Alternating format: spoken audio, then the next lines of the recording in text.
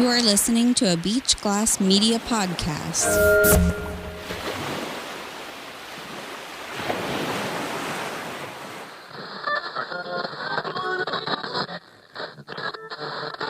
Great news! We are now in the year 2025. So, to everyone listening, I wish you a happy new year. And boy, can you believe it? We have only been in this new year for a little over 2 weeks now, and already the year has been a blast. Now, traditionally for New Year's, Americans love to party it up while enjoying their strong drinks with loved ones and friends, all the while anticipating and welcoming the new year. Ah, yes, a new year for new beginnings. And, of course, just like all the years prior, Americans enjoy their flashy fireworks shows, loud noises, yelling, hooting and hollering, dancing and partying, and just being their merry selves. Unfortunately, the terrorists were a little mistaken this year when they were told that in America we love to celebrate the new year with a bang. Nobody mentioned to them that celebrating New Year's actually does not mean renting a Ford F-150 pickup truck on the Turo car rental app and driving it into a crowded street in New Orleans. Silly terrorist. Maybe learn about American civilized culture before participating in the New Year's celebrations. Also, this other well-bred guy in Las Vegas also failed to learn that celebrating New Year's with a bang does not mean renting a Tesla Cybertruck on the Turo car rental app, filling it with explosives, parking it in front of the Trump International Hotel, and blowing it up with explosives. Silly terrorist. Maybe learn about American civilized culture before and participating in the New Year's celebrations. Also, next time, if you want to cause more damage, rent a Ford F-150, for crying out loud. Those Cybertrucks are indestructible and hard to find replacement parts at the moment. In other news, the city of angels, Los Angeles, caught on fire. Holy smokes. No pun intended. Angelinos finally coming together to help each other in need. And what a beautiful sight it is when people can come together and help each other and lift each other's spirits up after a tremendous tragedy. When a reporter asked one fire victim if it feels like Los Angeles is finally living up to its name with all these helpful volunteers acting like angels, the fire victim said, quote, "Wait, are you telling me L.A. stands for Los Angeles? Isn't that Spanish for the Angeles? And what's an angel anyway? Is that like a fairy or something?" Unquote. Billy Joel is in the news. Claims to be seeing an increase in downloads and streams from his old music albums. Yeah. We Didn't Start the Fire is #1 on the Billboard charts for the first time ever, followed by Girl on Fire by Alicia Keys. Funny though, the analytics show that the music streams are coming from the homeless in LA. But how's that possible? I mean, don't you need internet? And, never mind. When the fire chief was asked why there was no water in the fire hydrants to put out the LA fires, she said, "Bruh, what kind of question is that? We live in a desert, for Pete's sake. There hasn't been water over here for years." Oh, hold on a sec. The sunset is looking beautiful right now. Just look how the light is reflecting off the ocean waters. And the ashy sky is turning the sky red. It's like something I've never seen before. Oh, nature. Nature's so beautiful. Am I right? Unquote. The LA mayor, Karen Bass, was in the news as well. When the LA fire broke out, she was in Ghana. That's right, Ghana in West Africa. When she heard about her city going up in flames, and after promising not to use taxpayer money for international travel, Karen Bass's only response to the tragedy was, well, this is gonna suck. In other news, after having a meeting with President-elect Donald Trump, the Prime Minister of Canada is stepping down.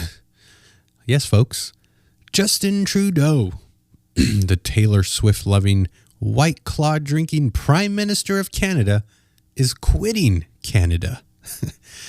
When asked if he had a better job lined up before turning in his letter of resignation to the entire land of Canada, Justin Trudeau said, well, $20 an hour at McDonald's in California doesn't sound too bad. I mean, the people from the southern border of the U.S. are doing it, so why can't I do it here from the, northern border, unquote. And lastly, the Democrats finally nominated their new hero for their New Hero of the Year award. Yes, they selected a man that will help reform the healthcare system in America. Luigi Mangione. Yes, that's right. Leftist Dems have chosen Luigi Mangione, the man who shot and killed the United Healthcare CEO. The Liberal Democrats cheered when Luigi Mangione killed the United Healthcare CEO in cold blood in the streets of New York last December. When asked why this act of terror is significant to bringing change in the healthcare system, a spokesperson for Luigi Mangione said, quote, "Huh? Reform for the healthcare system? What are you talking about? We don't support Luigi Mangione as a symbol of reforming the healthcare system. No. We support Luigi Mangione for destroying the CEO's family."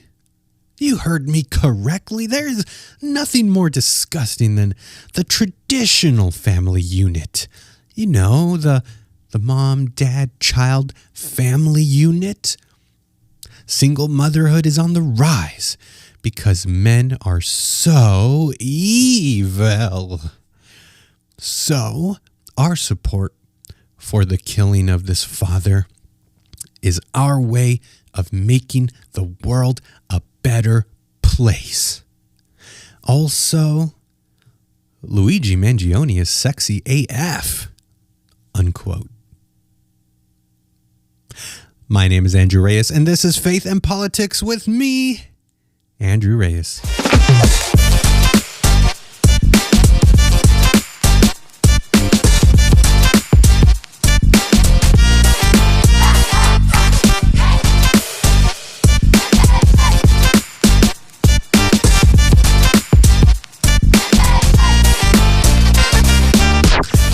Welcome back to the podcast. Happy New Year. And you know what? I gotta say it feels good to be back.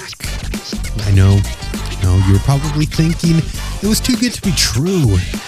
Andrew wasn't going to keep up with a political podcast, but check it out. You were wrong.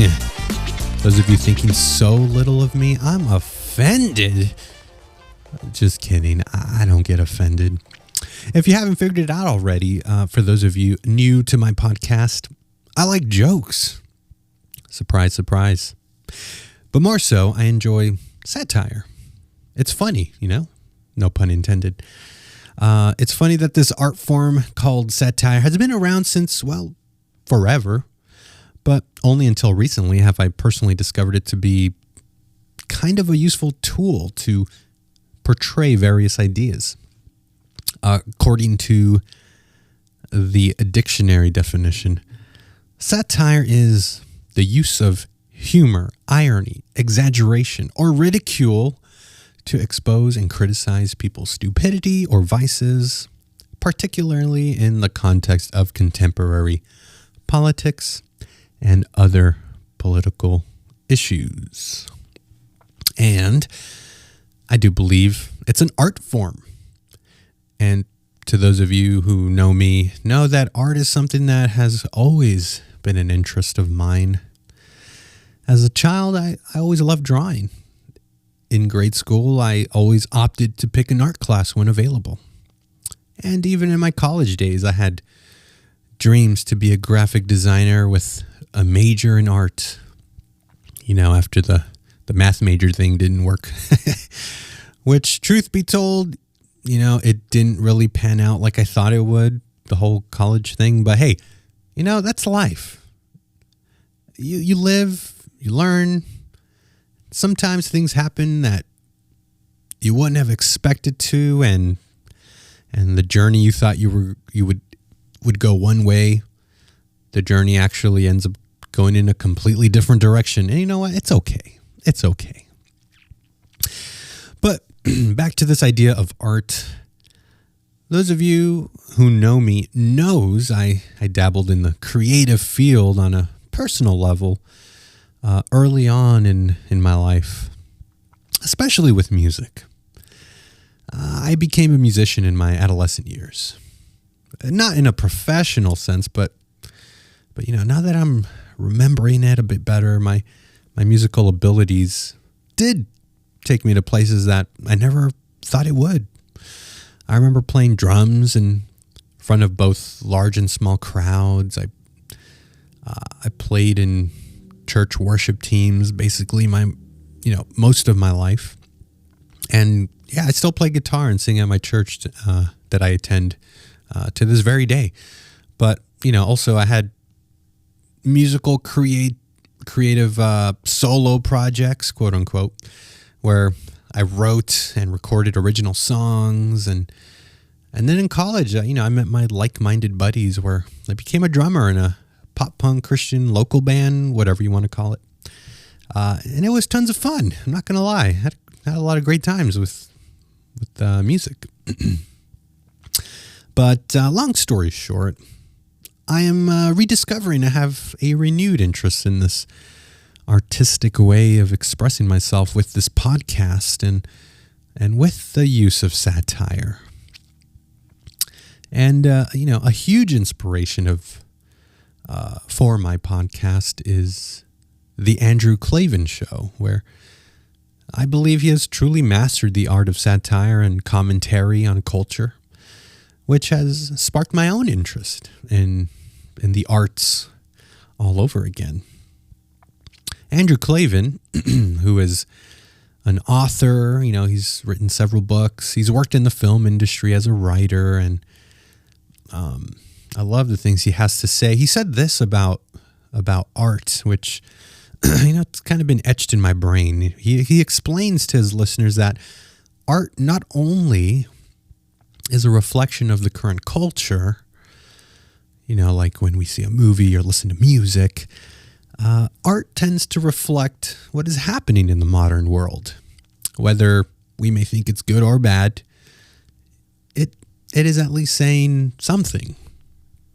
But the other aspect of art is that it can also influence culture, which I would give the example of, say, superheroes. Think Spider-Man, for example.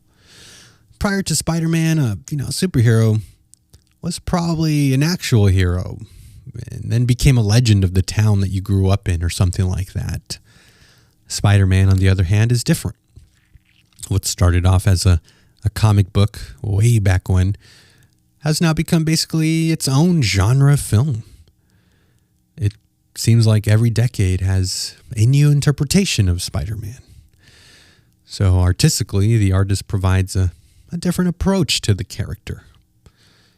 What was once a cartoon drawing on paper has now become part of the culture, part of our lexicon, to use a fancy word. We see kids dressed up as Spider-Man for Halloween. Shoot, you even see adults dress up as superheroes in the streets of Hollywood in an attempt to make a few bucks as people, snap photos with them. The point is, not only does art reflect culture, but art influences culture. And hopefully my art, which is how I'm approaching this podcast and in an artistic sense, can somehow influence the world around me. In a positive way, of course, however big or small. I love my Christian faith, and it holds a ton of value, not only for me, but obviously to a huge part of the world's population. But the way I see it, I see the world around me. I see the direction that the culture is going, and I have to wonder, what's this that I'm seeing? What am I seeing here in art and society and culture and politics? Is it actually good? I mean, I believe there's good art and I believe there's bad art. I believe there are hobbies and I believe there are professions. So who is to say an idea is good or if an idea is bad? Well, that's what I'm going to try to figure out, and that is the aim of this Faith and Politics podcast, to try to use satire to make sense of what's going on in our modern society from a Christian perspective. And it's my attempt to explain to whoever's willing to listen that, hey, there is a reason why the world is the way that it is. There is a reason why we have faith in certain things. There is a reason why we see there's so much political discourse, say, online. And maybe, just maybe, we need to take a moment and just laugh for a sec. Anyway, I'm talking way too much, and I haven't even started on today's topic, so let's go. Join me in today's topics on today's episode of Faith and Politics.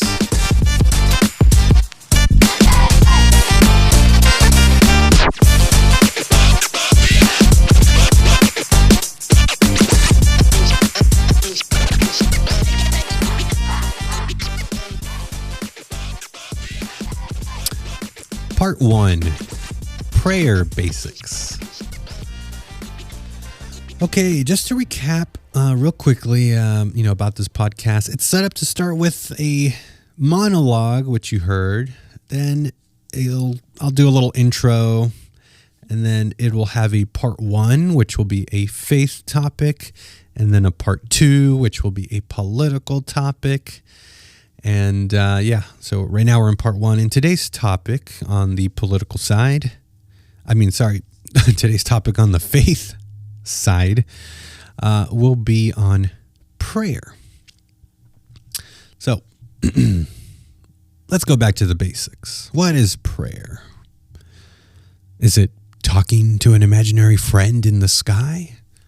Or is it really something useful? Well, praying silently in the UK outside of abortion clinics could land you in jail, as is what happened to an individual named Isabella Von Spruce in Birmingham in 2022. So obviously, to some people who manage to fabricate certain laws in the UK, prayer is not just talking to an imaginary friend because, well, let's be honest, no one would get arrested to talking to an imaginary friend. So, like I said, back to the basics. What is prayer? Prayer is basically talking to God. It is a way to communicate with God. Sometimes it can be done silently, sometimes audibly, sometimes alone, sometimes with others. Basically, however you find yourself talking to someone around you, you can do the same with God. Now, having said that, someone who doesn't believe in God will ask, why talk to someone I can't see? That doesn't make sense. And you know what? You're right. Talking to someone you can't see doesn't make sense, which is why it requires faith to pray. Yes, that word that is in the title of my podcast, Faith. And as I have said in the past, everyone has faith. Even the atheist has faith. Everyone has faith that an assumed set of beliefs are true and worth living by. The Christian simply believes that the assumed set of beliefs are based in the Bible and based in the person of Jesus Christ and based on what his followers, for example, his disciples, witnessed and wrote about in the New Testament. So if you have faith in anything, or if you follow any type of belief system, there really can't be an issue with the Christian having faith to pray to God. But what should we pray about, you ask? Well, according to Scripture, just like how you may communicate your emotions and desires with people around you, you can do the same with God. Feeling sad and need help, you can talk to God. Someone pissed you off and you need to vent, well, you can talk to God about that too. The Bible teaches that prayer can be petitional, as in you want to have a desired outcome in your life, but that doesn't mean God is a genie here to grant wishes. Instead, God will hear your needs, and God will provide an answer. Sometimes yes, sometimes no, sometimes not yet. To sum it up, the main purpose of prayer is to worship God. To worship God means to acknowledge He is the only supreme being worthy of worship. He is the only true God that hears our prayers. Jesus gave the perfect example on how to pray in Matthew chapter 6, when He said, "Our Father in heaven," meaning God in heaven, "hallowed be your name," meaning holy and perfect is the name of God. "Your kingdom come, your will be done," as in God's spiritual kingdom, not a physical kingdom, "on earth as it is in heaven." The implication there that heaven is ruled by God's spiritual kingdom, and we should be praying to bring God's heaven down to earth. "Give us this day our daily bread," meaning we can ask God for things, for the physical things we need in life to live. "And forgive us our debts, as we also have forgiven our debtors." Forgiveness. That's a toughie. But according to this part of the prayer, we need to ask God to forgive us of our sins. And at the same time, we need to forgive those who have hurt us. And then the last part of the prayer says, "And lead us not into temptation, but deliver us from evil." And Jesus is stating we should ask God to help us not fall prey to any kind of temptation here. So if you're listening to this and you don't know how or what to say when you pray, first I can say, well, talk to God as if you're talking to a person, because, well, God is a person. And more than that, of course. But God hears what we say to Him. And secondly, pray the Lord's Prayer if you ever get stuck on what to say. Believe it or not, I still use the Lord's Prayer as a cheat sheet, so to speak, when I get tied up on how to formulate my prayers. I just think about the Lord's Prayer. Lastly, if you still think it's odd, then my advice to you would be, you know what? Why don't you pray for a loved one's need? Maybe you know someone hurting, or know someone having a hard time with something. Pray for them. And maybe, just maybe, you will hear from God, and He will direct you on how to help that loved one.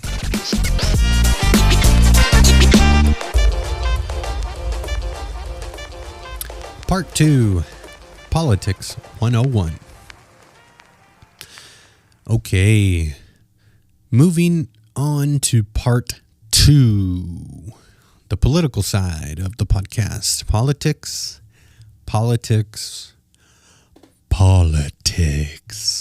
This podcast is called Faith and Politics, and earlier I mentioned briefly what faith is. Faith is something you can't see, something beyond the material. The Bible says, faith is the substance of things hoped for, the evidence for things unseen. Which, upon first hearing that, you might go, huh? It's okay. Faith is a muscle that needs to be worked out consistently. Faith is a form of trust. It's trusting in something you can't see. Kind of like love. What is love? Well, love has many forms. There's brotherly love. There's unconditional love. There's romantic love, etc. The more you think about it, the more complicated it gets, you know? Is love an action? Is love quantifiable? Maybe. I'll leave it as maybe, because I believe God is love, but also so much more. But yeah, back to politics. What is politics? Well, we know poly means many. You know, like when we learned about polygons in geometry class, you know, a polygon is a many-sided figure.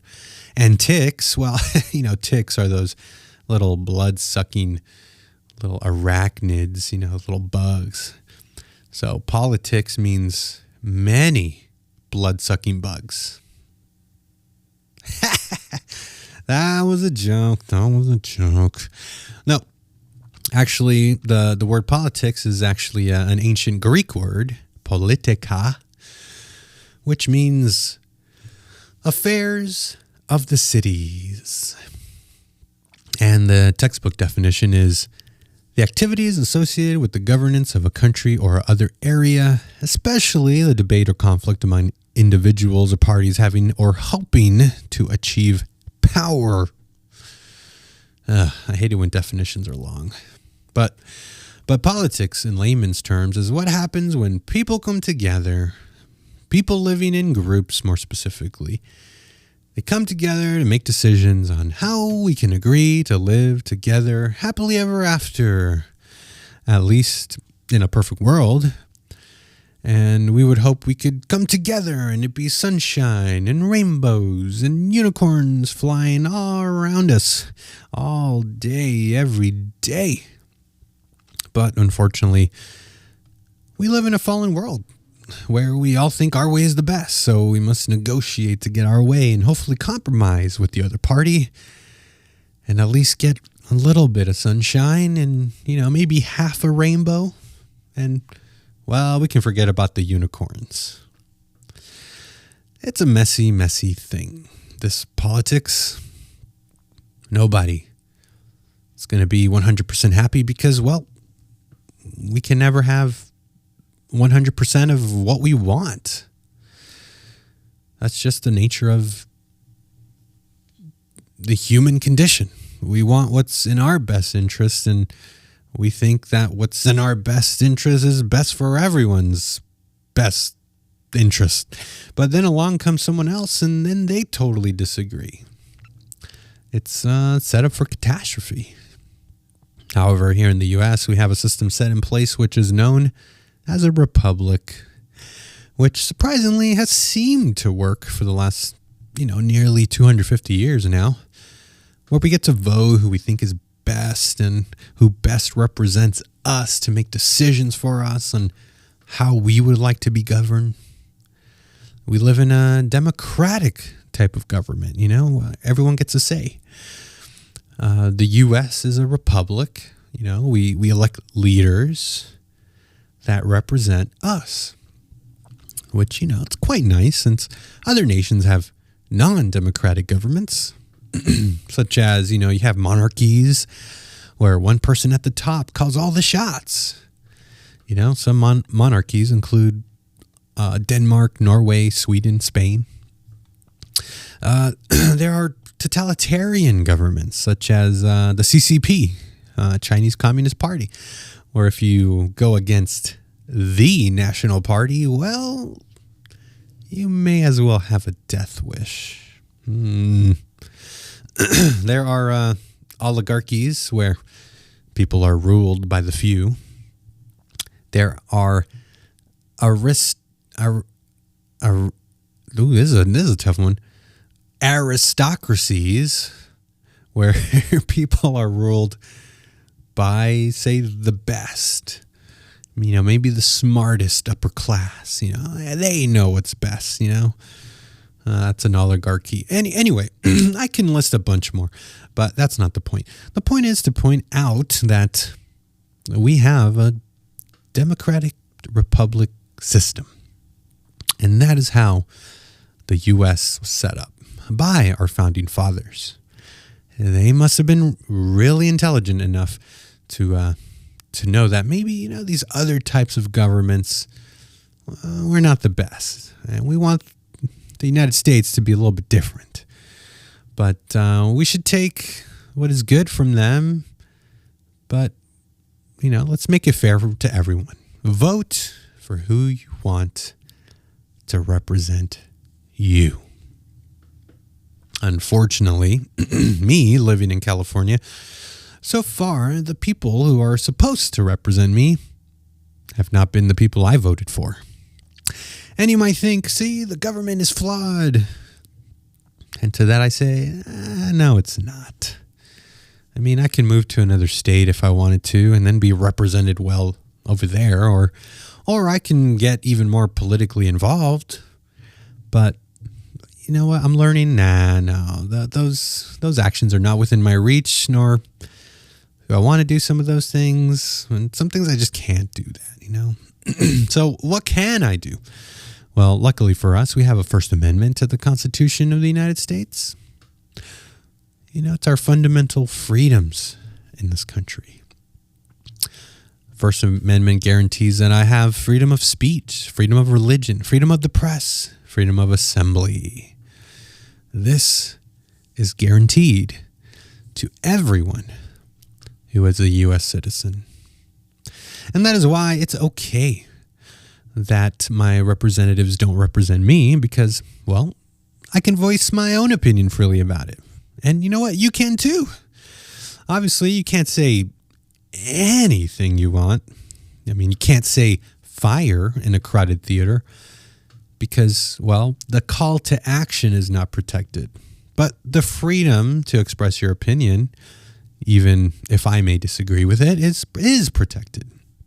And check this out. The fact that you can burn the U.S. flag is evidence enough that freedom of expression in this country is just tremendous. So, as long as we have freedom of speech in this country, in my eyes, will always be the best country in the world. I mean, look at the UK. In the UK, the police, they can arrest you for posting something offensive on Facebook. You know, once again, the call to action is protected. I said that wrong. The call to action is not protected, but the freedom of expression, no matter how ugly, should be protected. You know, as long as it doesn't cause physical harm. You know, that's my view. Here's an example of how my governor of the great state of California deals with freedom of speech. Here's Gavin Newsom. A reporter questioned him about, you know, how he's handling the president-elect Donald Trump, calling him Gavin Newscum. Check this out. I get it. They want to take us. I get it. I'm not naive. I get the California derangement syndrome. I've been living with that for years and years. New scum. You know, the same 7th grade. I remember the guy on Baltimore Avenue that called me new scum. I was in 7th grade. I can handle that. We'll leave that aside. I understand what they're trying to do. I want to work with them. It's not about me. It's about people that we both represent. He represents and I represent, and I'm honored and proud to represent these folks. And I desperately plead with them, come out here, help us, and we will help you. You'll be elevated, Mr. President. At the end of the day, you'll be the one we all will go to and say, thank you. Thank you. You know what? I think he's going to be okay. I think he's going to be okay. You know, sticks and stones may break our bones, right? Yeah. Well, here's one more clip, and we'll end the show with this one. Remember that one kid in elementary school that learned the word literally and then kept using the word literally in every sentence? Like, I'm literally freezing right now. Or he would say, like, I'm literally starving. And then you're like, bro, I think you don't know what the word literally means. Like, I literally think you don't know what literally means. Bro. Hey, check this guy out. This is the guy you voted for, California. You voted for this guy. Check this out. Governor, I live here, Governor. That was my daughter's school, Governor. Please tell me what you're going to do. I'm not going to hurt him, I promise. I'm literally talking to the president right now to specifically answer the question of what we can do for you and your daughter. Can I hear it? Can I hear your call? Because I don't believe it. I'm sorry. There's literally, I've tried 5 times. That's why I'm walking around to make the call. Why is the president not taking your call? Because it's not going through. So Why? I have to get cell service. So let's get it. Let's get it. I want to be here when you call the president. I appreciate it. I'm doing that right now. And it's to immediately get reimbursements, individual assistance, and to help you. I'm devastated for you. I'm so sorry, especially for your daughter. I have 4 kids losing the school. Everyone who went to school there, they lost their homes. They lost 2 homes because they were living in one and building another. Governor, please tell me, what are you going to do with the president right now? We're getting the resources to help rebuild. Why was there no water in the hydrants, Governor? That's all literally. Is it going to be different next time? It has to be. Has to be. Of course. What are you going to do? I'm doing to everything. Fill the hydrants. I would fill them up personally. You know that. I literally have. I would fill up the hydrants myself. I understand. But would you do that? I would do whatever I can. But you're not. I see do you know there's water dripping over there, Governor? There's water coming out there. You can use it. I appreciate it. I'm going to make the call to address everything I can right now, including making sure people are safe. I'd like to make sure you do. Can I have an opportunity to at least tell people you're doing what you're saying you're doing? Could somebody have a contact? Can I have your contact information? Right there. Yeah, you voted for him, not me, okay? You get what you pay for. You get what you pay for. Anyway, you know what? I want to apologize. We're coming to the end of the show, and I want to apologize for going on very long today, but I was away from the studio for a while, so there was a lot of catching up to do, and kind of want to, redo the show. Probably heard new music and stuff. Just wanted to revamp it. I was excited to come back. So yeah, this first one, it's a long one. The future ones will be a little bit better. This might sound like a stretch, but I'm going to try to put out episodes weekly. I know. Sounds like I'm shooting for the moon, but hey, at least I will land among the stars. But yeah, this episode was very long.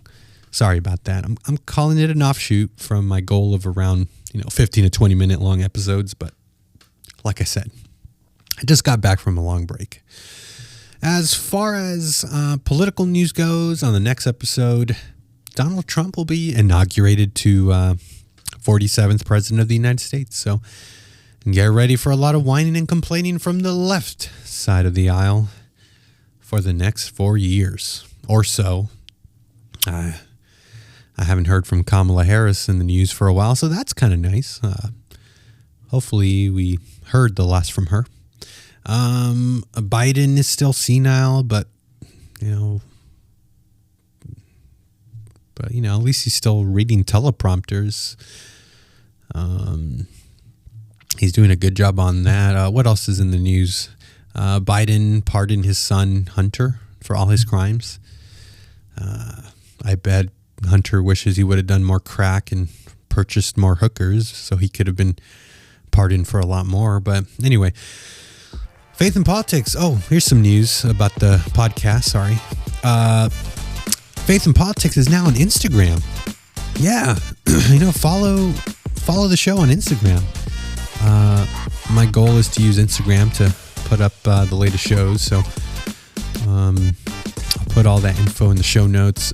But yeah, you can stay up to date with the latest episodes that come out. You can message me on Instagram. Please do so. Maybe down the line I'll get an email. But for now, Instagram. I'd also like to hear any of your comments you may have about my podcast. Please remember to like, subscribe, follow the show wherever you listen to this podcast. Hey, Spotify listeners, please feel free to leave your comments below. Spotify has that new commenting feature. And wherever you listen to this podcast, please leave a 5-star rating. It will help me out to reach, different people. Definitely would love to grow this audience. It'd be nice to get new listeners. So please share the podcast with a friend. I would greatly appreciate it. Thank you for listening. Enjoy the rest of your day. Pray for your political leaders. And don't forget, keep up the faith.